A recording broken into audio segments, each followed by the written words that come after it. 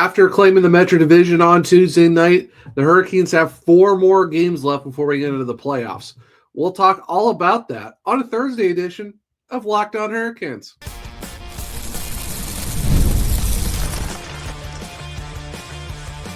You're Locked On Hurricanes, your daily podcast on the Carolina Hurricanes, part of the Locked On Podcast Network, your team every day. Welcome to the Thursday edition of Locked On Hurricanes, your team every day, part of the Locked On Podcast Network, now the #1 sports podcast network. I'm your host, Zach Martin, the credentialed Carolina Hurricanes beat writer over at the Hot Guards, also the co-host of the Surgecast, which is a weekly Carolina Hurricanes podcast, along with all my dudes here at Locked On Hurricanes. On today's show, we're going to talk about the Hurricanes calling up 4 guys from the Chicago Wolves, as the team will be in Chicago. So why not bring some of the youth movement over there from Rosemont and give the guys some rest? We'll also preview the Hurricanes against the Blackhawks in their final showdown of the regular season, and then obviously my Canes to click at the end of the show, and what fans should expect from the team over the last 4 games of the regular season before we hit the playoffs. But before we jump into that, today's episode is brought to you by FanDuel. Right now, new customers can bet just $5 and get $250 in bonus bets if your first bet wins. Head to FanDuel.com to get started.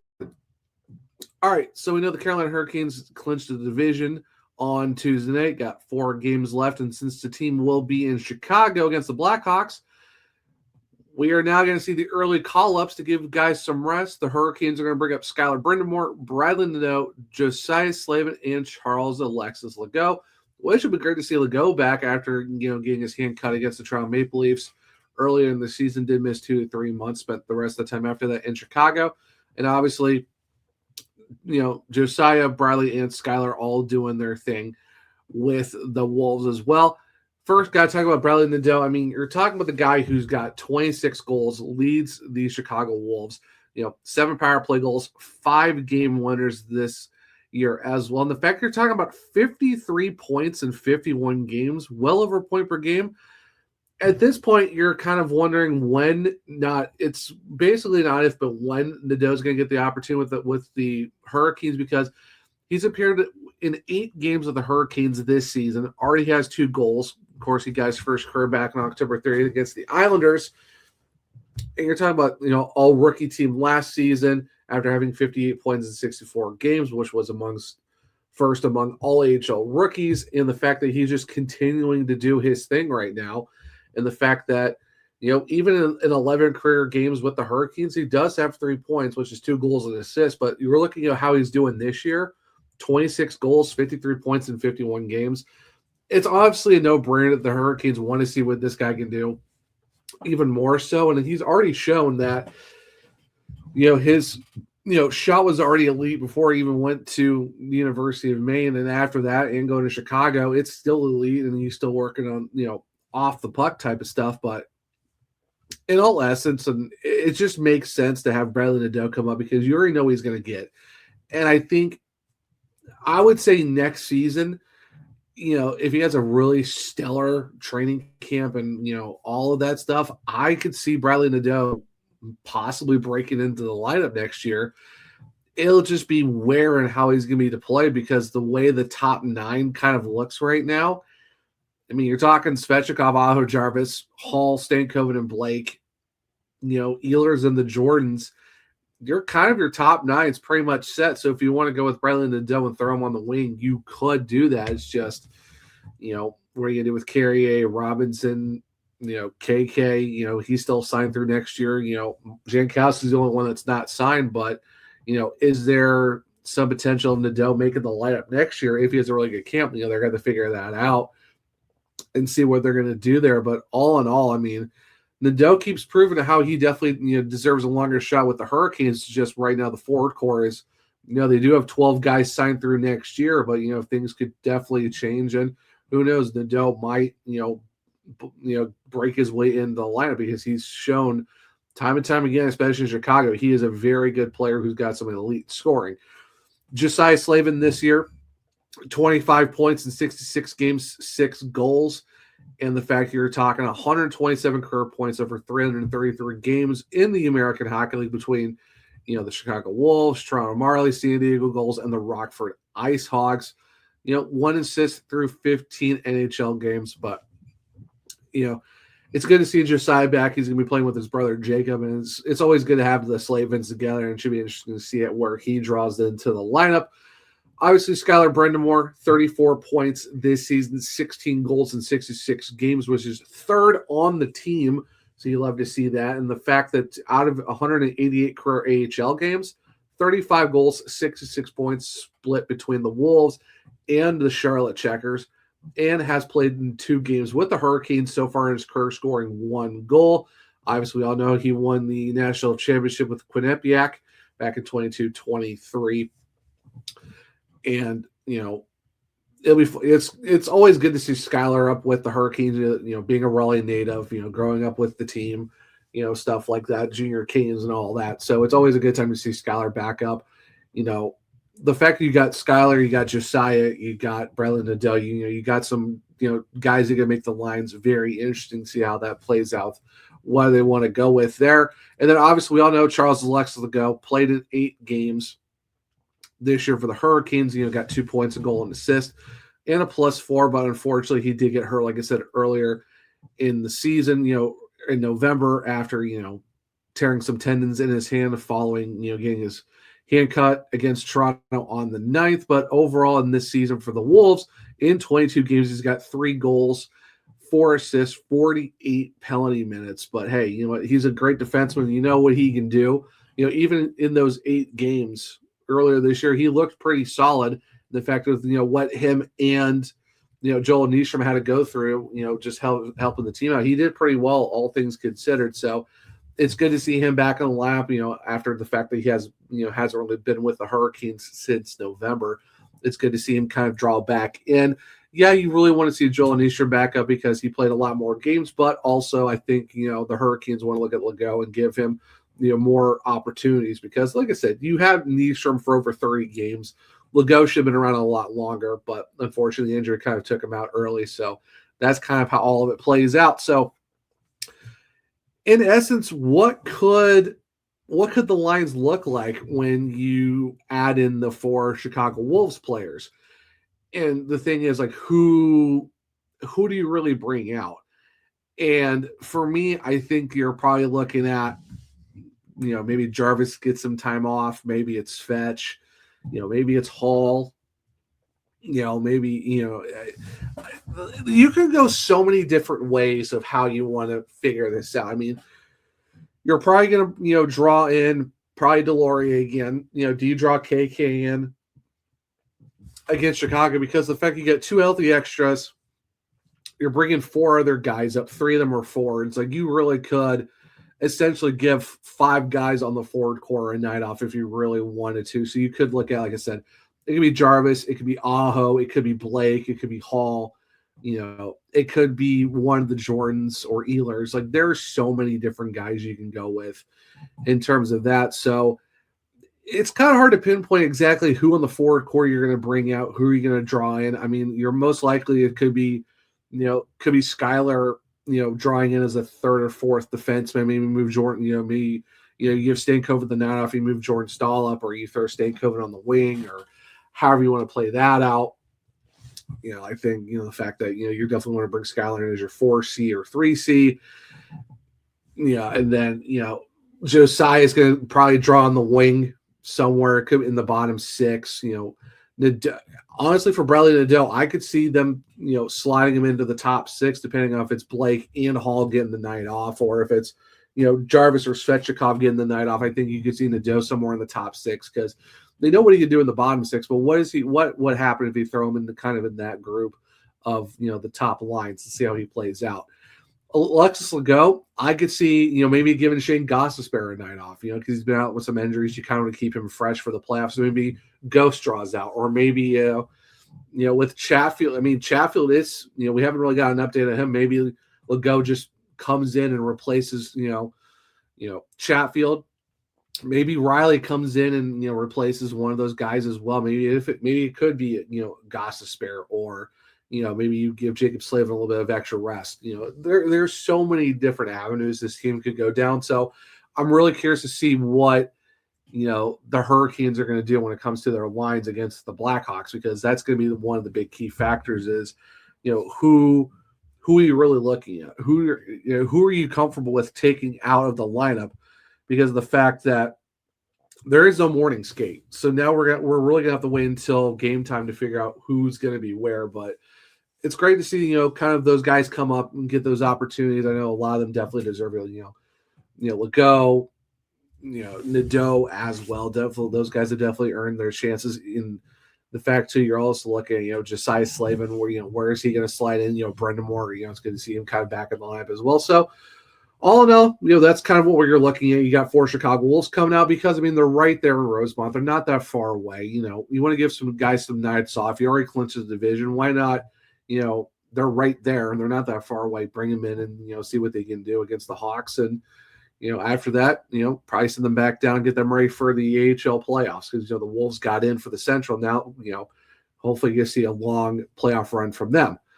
Now, since we talk about the Chicago Wolves guys, being called up, what should we look at in terms of the Hurricanes against the Blackhawks on Thursday? Well, stick around. We'll talk about that in a second on a Thursday edition of Locked On Hurricanes.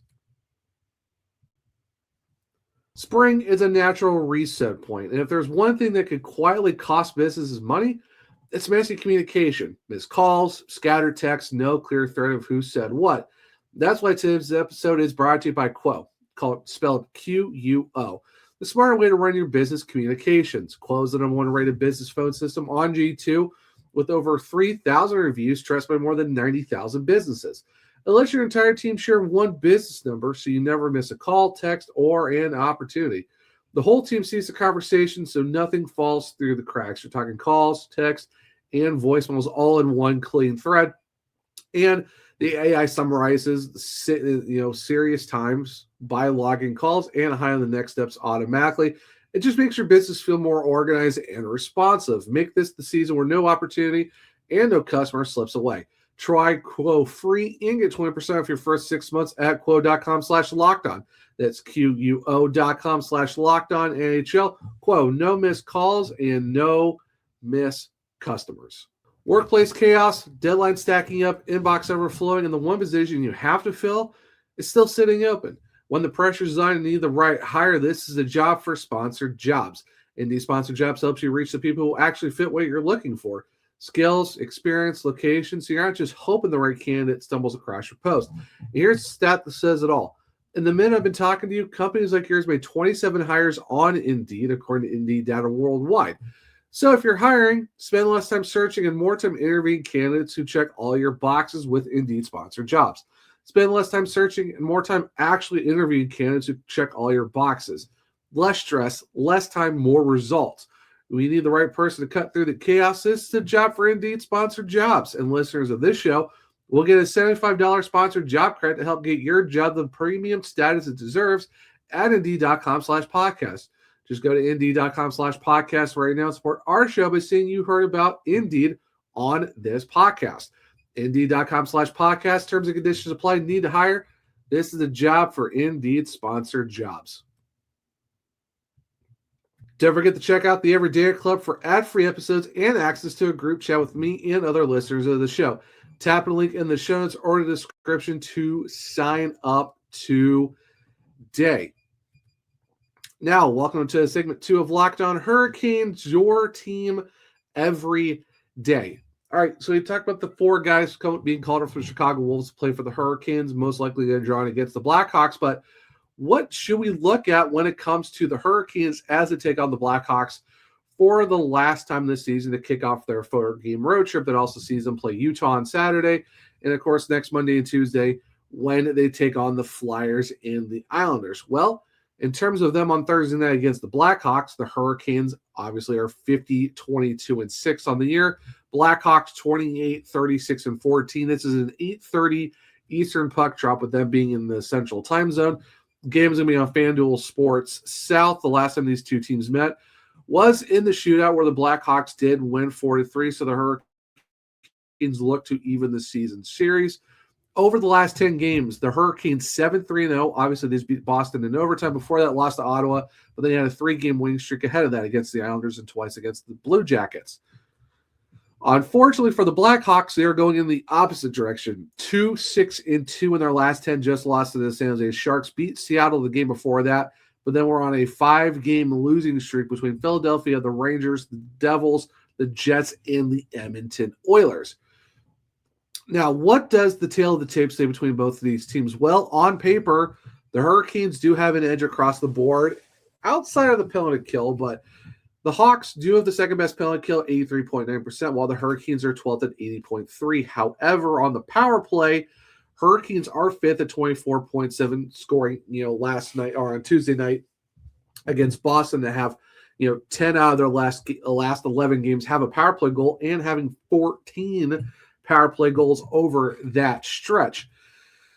Now, the Blackhawks 18% at 24th in the league. So while they have the top 2 penalty kill, they do have a bottom half towards the bottom of, in the power play. So if the Hurricanes can manage to score on a really good penalty kill, if they even get one, you'll so gladly take that. So it's going to be a really tough battle between the second best penalty kill and the Hawks against the 5th best power play in the Hurricanes, but I definitely give them the edge.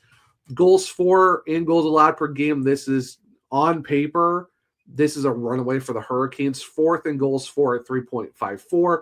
Goals allowed 2.95, which is 9th in the league. The Blackhawks, they give up 3.22 goals per game, which is 25th.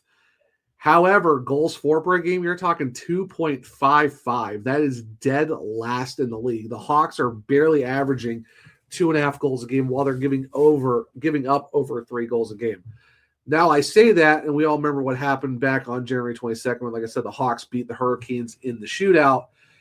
The Hurricanes really, even with the fact that you're going to have 4 guys from the Chicago Wolves probably in your lineup, you're also probably going to have Delorier, you're probably going to maybe have Kotkaniemi too. You're going to have, a total of 6 different guys possibly coming into the lineup. And regardless of that, I still think there's a way you should be able to make this game interesting, hopefully get a win in this one. I know you're not really banking on a win with 4 games left because you want to rest guys, but you want to get as much points as possible because the fact you're looking at going and getting the number 1 seed in the Eastern Conference, it makes sense to, you're going to have a lot of guys, extra guys drawing, but they're going to be trying to, showcase why they should be able to get more looks next season and all that stuff, and possibly guys getting extensions, just Delorier stay a little bit longer.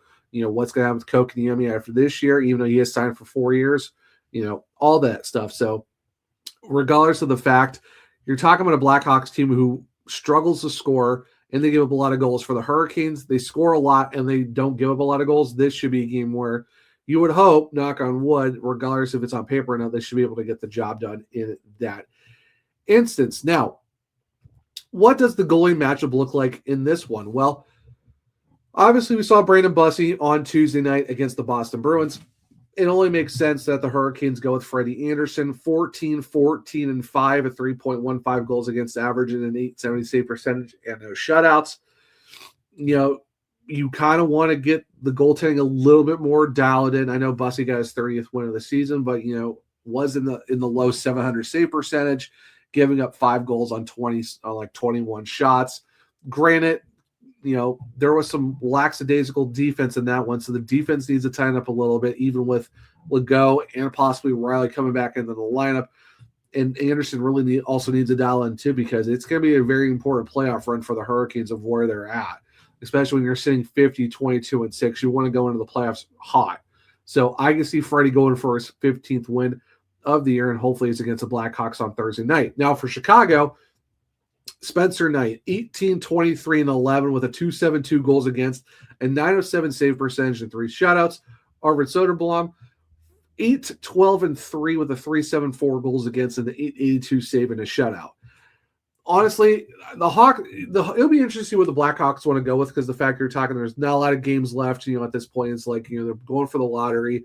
Who do you really want to go with? And I think they still probably want to at least go win some games. So I can see them going with Spencer Knight, who arguably is their best goalie.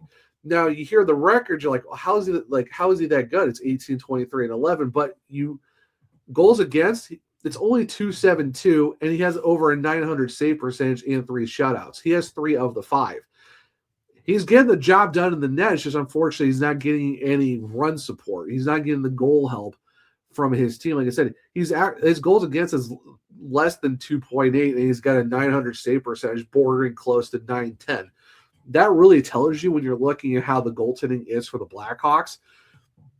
Spencer Knight's fine. That's why they gave him the extension. That's why they wanted to go transfer him, because he's a really good goalie. It's just, unfortunately, the team in front of him is not really putting up the goals that they really need.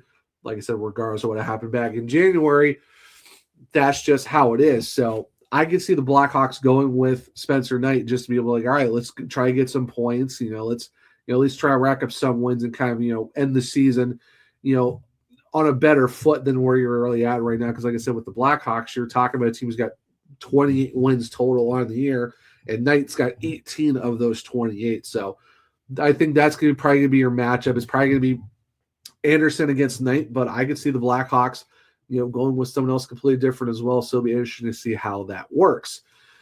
Now, we kind of talked about the tail of the tape. We talked about the potential goalie matchup. So who is my Canes player to click on Thursday night against the Blackhawks? Well, stick around. We'll talk about that in a second on a Thursday edition of Locked On Hurricanes. The NBA playoffs are here, where every possession matters, every matchup is magnified, and every game could swing a series. And right now, FanDuel is giving new customers a great way to get in on the action. The app makes it easy to follow the action with player stats, trends, and matchups all in one place. And during the playoffs, the extra insight really matters when you're looking at stars, role players, and key moments. It just makes the entire playoff experience more engaging from start to finish. Head to FanDuel.com to get started. FanDuel, play your game. Welcome back to segment 3 of Locked On Hurricanes, your team every day. All right, so we talked about the 4 Chicago Wolves that got called up. We looked at the tail of the tape, possible goalie matchup between the Hurricanes and the Blackhawks. But who is my Canes stick to click? Who is my guy who I'm thinking is going to score a goal against the Blackhawks on Thursday night? With the fact that you got a lot of guys from Chicago coming up, you're not really sure who's going to come out of the lineup for the Hurricanes, especially with the fact there's a lot of guys who are on the precipice for having career seasons. Seth Jarvis, 1 goal and 1 point away from tying their career highs. Andrei Svechnikov is 1 point away from 70. Aho is 1 point away from 80. All of that stuff. Who do we think that's going to potentially draw in? Just the fact that there's the big unknowns. I'm actually going to go with Bradley Nadeau. Yes, it sounds like a safe pick because of the fact that he's going to be called up. Obviously, he's going to be in the lineup, but like I said back in segment 1, he has performed decently well for the Hurricanes when he was able to get the opportunity. Like I said, you're talking about a guy who has played in 8 games this season already for the Canes, and he scored 2 goals, which one of them was his first back on October 30th against the Islanders. So I think that the fact that he's already done it this year, why not go with him again and just be like, yeah, well, here you go. If you want to have someone that could potentially score a goal against the Hawks, Bradley Nadeau's your guy. It makes the most sense. How Gray's been playing for the Wolves this year, leads the team in goals, over a point per game. We know his shot's deadly. They're going to put him in a really good spot and opportunity. Will he see some power play time? Maybe. Is he going to defend the top 6? Maybe. It all really depends on what they think is the best move here. But if there's one guy I'm really keeping an eye on, it's going to be Nadeau. I know it's an easy, safe bet, but it's close to a slam dunk at this point because you know how good he is. It's just, getting the opportunity to get it done. I mean, you can pick a bunch of different guys potentially in the lineup, but with us not really knowing until game time who's drawing in, what the lines are going to look like, it's kind of it's up in the air because you don't know what they're going to look like without the morning skate. So for me, it's Bradley Nadeau. If you guys have someone you're keeping an eye on, let me know in the comments if you're on YouTube. It'll be very interesting to see, who's going to be in and, who's going to be able to score a goal for the Hurricanes against the Hawks. Now, one last thing before we wrap up the show is basically kind of looking at, what should fans expect over the next 4 games? And obviously we're already kind of seeing that guys are going to get some, nights off. And, will guys, set new career highs? Maybe. It just all depends on, what games they draw back into, because obviously they don't want them to rest too long between Thursday and the start of the playoffs, which is next weekend on the 18th and 19th. So you really don't want to put yourself into a spot where guys are resting for too long. They're going to be, drawing in back and forth and stuff like that. I just think for the fact they're going to be in Chicago, that's why it made sense for them to call up some guys from the Wolves, and then things could potentially change when you got to Utah for Saturday. And then it's the Philadelphia and Long Island, early next week. So just expect some guys to get rest, the healthy scratches to come back in a little bit more, Riley, Delorier, Kokanee. I definitely can see them coming in as well, just, to get some ice time, get them ready. You just give a lot of these guys a night off because, you want to have everyone rested. You don't really want to have anyone hurt going into the playoffs because you spent all season trying to keep these guys healthy, and you want a relatively full squad going into the playoffs. So that's kind of what we should really be expecting too. And I know I've been seeing it a lot on social media recently. It's, the questioning of the goaltending, are these guys going to be okay? Are they struggling? Are they at the wrong point right now? And honestly, it's almost kind of reminiscent to what we saw last year when the Hurricanes had like 9 games left. They started arresting guys. Defense got a little lax, and unfortunately, our goalies got held to dry a little bit. And they didn't have saves either that they should have. But I think it also, a lot of more high danger chances they should have been, because we heard it from Walker, we heard it from Slavin after the game against Boston.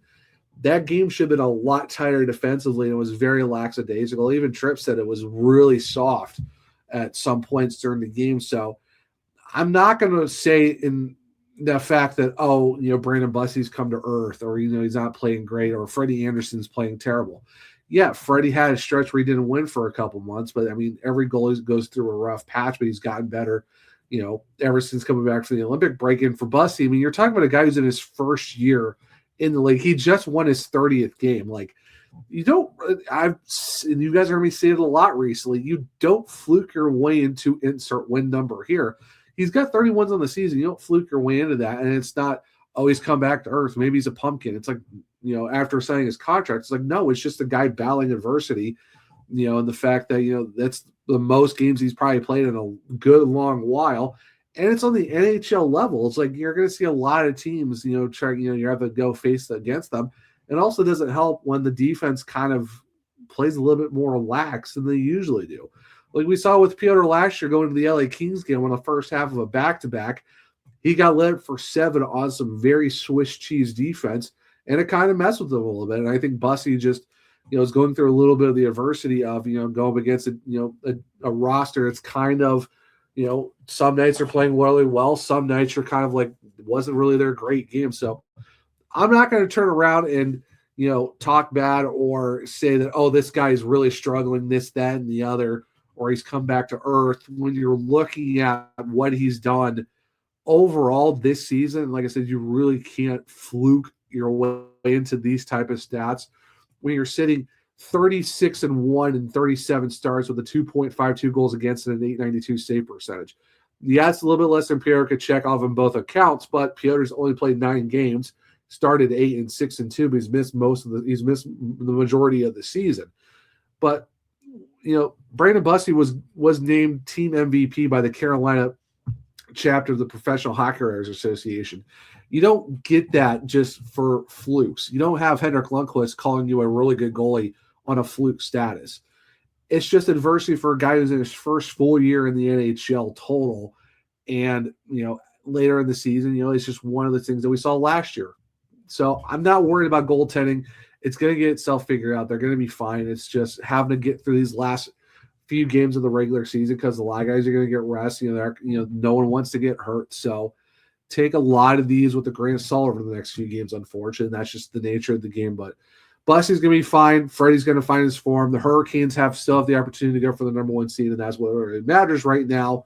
Then once the playoffs start, the goals change, things flip, and now you're going for the Stanley Cup playoff. Going to win the Stanley Cup for the second time ever in franchise history, hopefully. So all in all, should be a fun night on Thursday against the Blackhawks to kick off this 4-game road trip. But guys, this will be the Thursday edition of Locked On Hurricanes. Thank you for making your first listen of the day. If you've never missed an episode, the Everydayer Club is built for you. Get Locked On Hurricanes ad-free, plus a members-only Discord access and more. Head to the link in the show notes to join the club today. It's $5 a month, or it's $50 for an entire year. For those of you on video, we send you the first ever 24/7 national Locked On Podcast Network YouTube channel. On audio, make sure to make your second listen to NHL Game Night on Locked On NHL. If you want to keep up with me, at One True Zach on X, the podcast is LO_Hurricanes. I'm also on Blue Sky at the Zachary Martin, where if you click the link to my bio, you can find all my writing content at thehockeyrares.com. I had just put out some recently about the Hurricanes winning their 4th division title in the last 6 seasons, and how Taylor Hall was nominated for the Bill Masterton Memorial Trophy, and also won the Joseph Vasicek Award from, with his cooperation with the media. So make sure to go check out those articles as well. And we got a lot more stuff coming over the next couple weeks as we get closer to the playoffs. If you want to keep them with our podcasts, it's Search Cast on all podcast platforms and on YouTube. For Locked On Hurricanes, we're on Spotify, Google, Apple, iHeartRadio, wherever you listen to your podcast. Make sure to leave a 5-star rating and review. On YouTube, it's Locked On Hurricanes. Subscribe, hit the bell notification so you don't miss the show. Hit the thumbs up so let me know if you like the show as well. Share the other Caniacs to become everydayers just like you. But hope everyone enjoyed the Thursday edition of Locked On Hurricanes. Enjoy your Thursday and have fun watching your Canes take on the Blackhawks with some Chicago Wolves in the roster as well. And until next time, as always, let's go Canes.